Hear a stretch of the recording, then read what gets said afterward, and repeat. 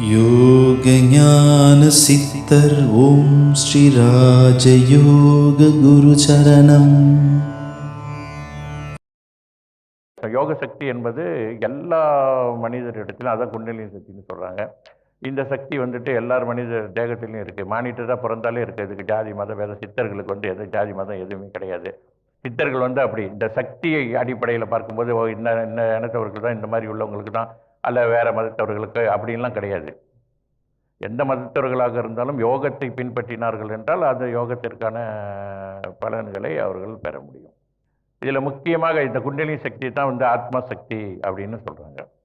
ஆத்ம சக்தின்றது அதையும் யோக சக்தின்னு கூட சொல்கிறேன். இந்த சக்தியை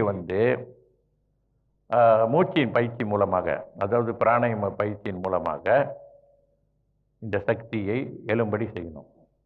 இது பிராணாயாம பயிற்சி செய்யாமல் இந்த பயிற்சி நம்ம சக்தியை எழுப்பணும் அப்படின்னு சொல்கிறது இருக்கு, இல்லாமல் இல்லை. அதுக்கு வேறு விஷயங்களுக்கு அதனால முழுமையாக அந்த சக்தியை நம்ம பயன்படுத்த முடியாது வாழ்க்கையில். இந்த பிராணாயாம பயிற்சியின் மூலமாக அந்த சக்தி எழுப்பினால்தான் அது வாழ்க்கையில் நம்ம முழுமையாக பயன்படுத்த முடியும். யோக ஞான சித்தர் ஓம் ஸ்ரீ ராஜயோக குரு சரணம்.